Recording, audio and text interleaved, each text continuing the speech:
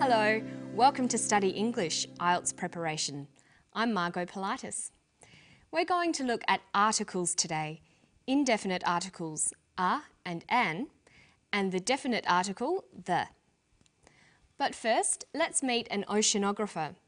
She's talking about using underwater devices to predict weather patterns. See if you can hear her using articles while she talks about monsoons. The monsoon gets a lot of its energy from the equatorial and subtropical Indian Oceans. Dr. Susan Widgefalls, an oceanographer from Australia's CSIRO, is hoping that by measuring the state of the Indian Ocean in those areas, scientists will be able to learn something about monsoon predictability. Predicting the monsoon is a very difficult thing, and yet it impacts on millions and millions of people, and so we think that if we can predict the monsoon usefully, we could make a real difference. We know from El Niño that it's a fully global system, so you can't just study one small part of the ocean and solve these problems. You really need a global integrated observing system, and the Argo program is the first real big ocean attempt to do that, and it's the float technology that's allowed us to even think about doing this. Using articles before nouns is one of the most difficult things about learning English. You can choose between indefinite articles, a and an, the definite article the, or no article at all. Let's start with the indefinite articles a and an. The rule is that a is used before words starting with a consonant, and an is used before words starting with a vowel. So we have a banana, but an apple. There are a couple of exceptions to the rule. Where the consonant H is not pronounced, we use an. So we say a happy man, but an honest man. The H is not pronounced, so honest sounds like it starts with a vowel. And where the vowel U is pronounced y, we use a. So we say an umbrella, but a user, because user sounds like it begins with a Y. A and an are only used with singular nouns. We use some with plural nouns. The indefinite articles a or an are used to refer to indefinite things, things that aren't specific. You use them when you're referring to any member of a group of things. The indefinite article does not refer to a particular thing, but one out of many possible things. If I say, I would like a banana, I just want any banana, it doesn't matter which one. Let's look at an example of indefinite articles from the clip.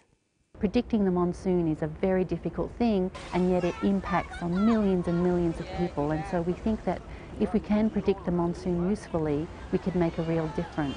She uses the indefinite article twice. She says, predicting the monsoon is a very difficult thing. There are many things that are difficult to do, and predicting the monsoon is just one of them. Secondly, she says we can make a real difference. There are many differences that can be made in the world, but she is just talking about one of them. So when do we use the definite article the or the? Well, we use it when we're referring to definite, specific things. We also use the when we're talking about one particular member of a group. Luckily, there is only one form of the word the, and it can refer to both singular and plural nouns. We say the banana and the bananas. There is a difference in pronunciation though. When the comes before a vowel sound, we say the apples. So the before vowel sounds and the before consonant sounds. Let's look at the clip again. Listen for the. You really need a global integrated observing system, and the Argo program is the first real big ocean attempt to do that, and it's the float technology that's allowed us to even think about doing this. She says the Argo program. She uses the because there is only one Argo program. It's a unique particular thing. She also says the float technology. She is talking about that particular type of float technology, not just any float technology. There was a third the. She said the first real big ocean attempt. We use the in front of first, second and so on because they refer to something particular or unique. There can only be one first attempt. In the same way, we use the in front of superlatives, the best example, the biggest banana and so on, because there can only be one best or biggest of anything. Okay, so that's the major difference between definite and indefinite articles. But there are other rules as well. We use a and an with countable nouns. That is, if the noun can be counted. I ate an apple. Apples can be counted. We use the with uncountable nouns, with things that you can't count. I swam in the water.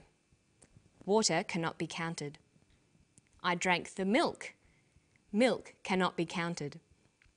We also use a with counting expressions like a bottle of, a cup of, a bit of.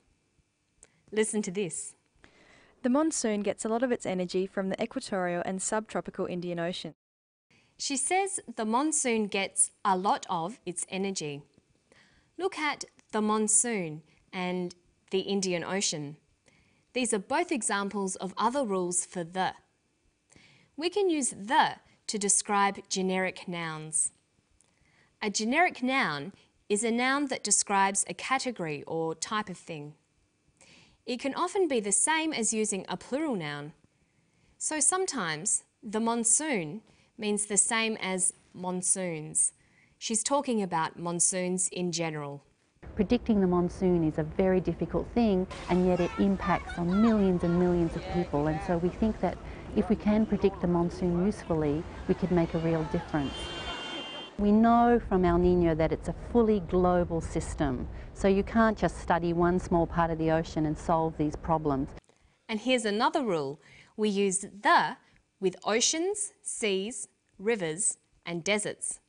We say the Indian Ocean, the Yangtze River, the Gobi Desert. We also use the for points on the globe, the equator, the Tropic of Capricorn, the North Pole.